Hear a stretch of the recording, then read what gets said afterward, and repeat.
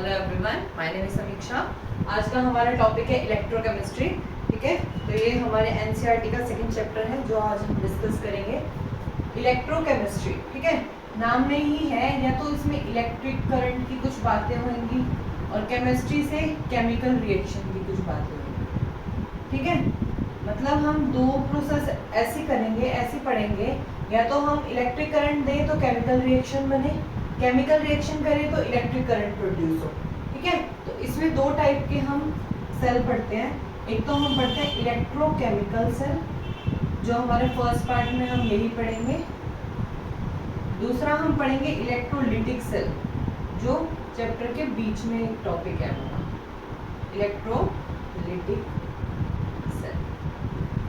ठीक है, तो हमें फर्स्ट ये ध्यान रखना है, इलेक्ट्रोकेमिकल सेल, इलेक्ट्रोकेमिकल जो केमिकल एनर्जी को इलेक्ट्रिकल एनर्जी में कन्वर्ट करे। ठीक है, ये कौन सा सेल होता है जो केमिकल एनर्जी हम देते हैं, केमिकल एनर्जी, और कन्वर्ट किस में करता है उसे, इलेक्ट्रिकल एनर्जी में। ठीक है, इलेक्ट्रिकल एनर्जी। तो फर्स्ट हम पार्ट में डिस्कस करेंगे हमारा इलेक्ट्रोकेमिकल सेल। ठीक है, तो स्टार्टिंग में मान लो जो पुराने जमाने में हमने एक एक्सपेरिमेंट करके देखा, उस एक्सपेरिमेंट में क्या, हमने एक बीकर लिया। ठीक है, इसमें हमने एक रोड रखी, ये रोड किसकी थी, जिंक की रोड थी।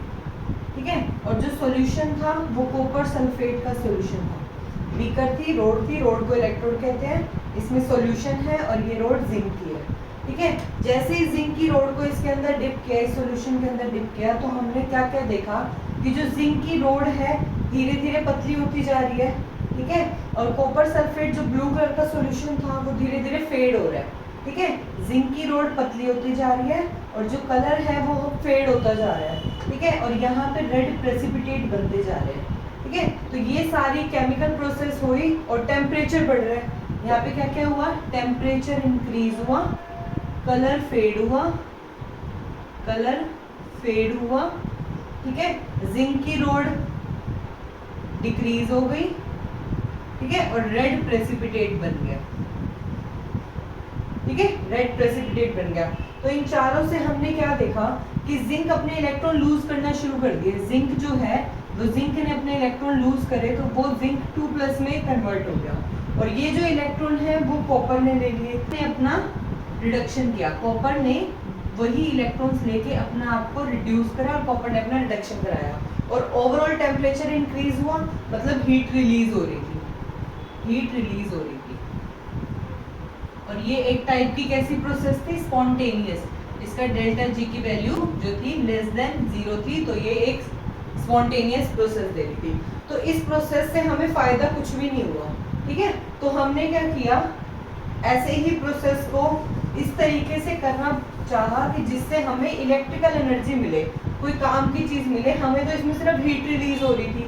ठीक है, तो हमें कोई काम की चीज मिले, इसलिए हमने क्या करा, दो सेपरेट बीकर लिए। ठीक है, अब हम बात करेंगे जो इलेक्ट्रोकेमिकल सेल है उसको 2-3 नाम बोलते हैं, या तो तुम उसको वोल्टाइक सेल कह दो, ठीक है, इलेक्ट्रोकेमिकल सेल कह दो, या फिर गैल्वेनिक सेल कह दो।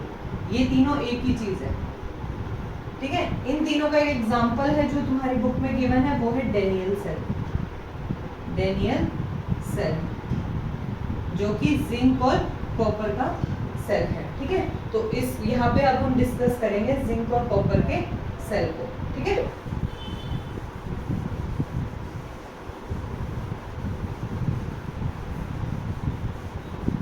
तो अब क्या हुआ, जो डेनियल सेल का सेटअप था वो कैसा था, हमने 2 बीकर लिए, सेपरेट बीकर लिए, एक बीकर में रोड, दूसरी बीकर में भी रोड। ठीक है, यहाँ पे क्या लिया हमने, जिंक सल्फेट का सॉल्यूशन। ठीक है, और रोड किसकी, जिंक की।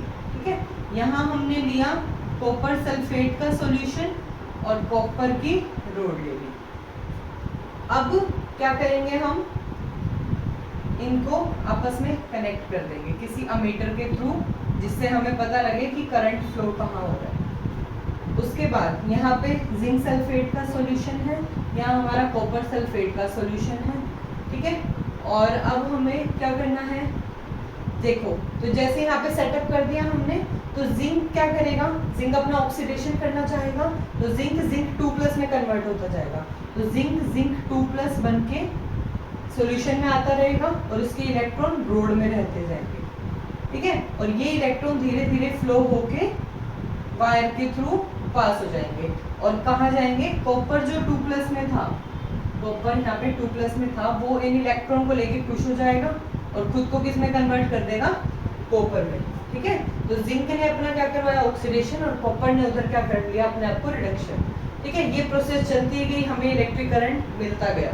लेकिन कुछ टाइम बाद क्या हुआ, यहाँ पे जिंक जो है वो बहुत सारे हो गए, जिंक आयन बहुत सारे हो गए, तो अब जिंक आयन अपने आप को रिलीज करना बंद हो जाएगा, क्योंकि पहले यहाँ Zn2+ है, ऊपर से Zn2+ ऑर्डर जाएगा, तो क्या हो जाएगा, रिपेल होना शुरू हो जाएगा, तो यहाँ इलेक्ट्रॉन नहीं मिलेंगे तो वो अपने आप को रिड्यूस नहीं कर पाएगा, ठीक है। और यहाँ पे जो होएगा वो सल्फेट आयन, जो कॉपर 2+ है वो तो कॉपर बने जा रहे हैं, पीछे क्या रह जाएगा, SO4 2-, ये बहुत ज्यादा रह जाएंगे, तो यहाँ भी इलेक्ट्रॉन नहीं जाएंगे क्योंकि इलेक्ट्रॉन रिपल्सन होएगा, ठीक है। और यहाँ पे Zn नहीं जाएगा क्योंकि नीचे Zn बहुत ज्यादा है। तो इस वाली चीज को रिमूव करने के लिए हम एक चीज लेके आए यहाँ पे, सॉल्ट ब्रिज। क्या लेके आए, सॉल्ट ब्रिज, ठीक है। इसकी शेप कैसी होती है, इन्वर्टेड यू टाइप की शेप होती है।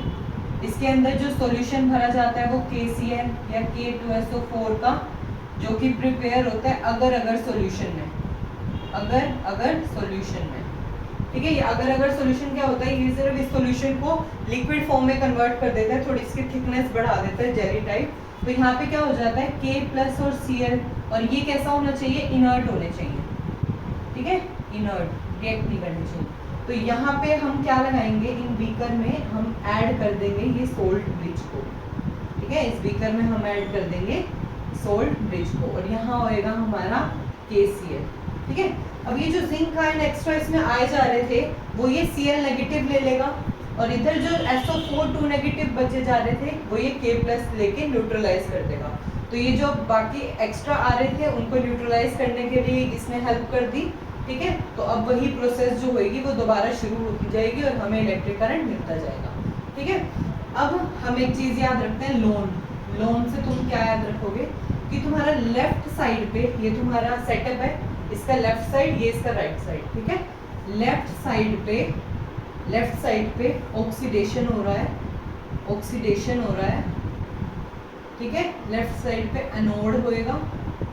अब इस पे क्या आ जाता है, बहुत ज्यादा नेगेटिव चार्ज आ जाता है ना, तो ये एनोड फॉर्म में करेगा, और ये पॉजिटिव हो जाता है तो ये कैथोड साइड हो जाएगी, ठीक है, N से नेगेटिव।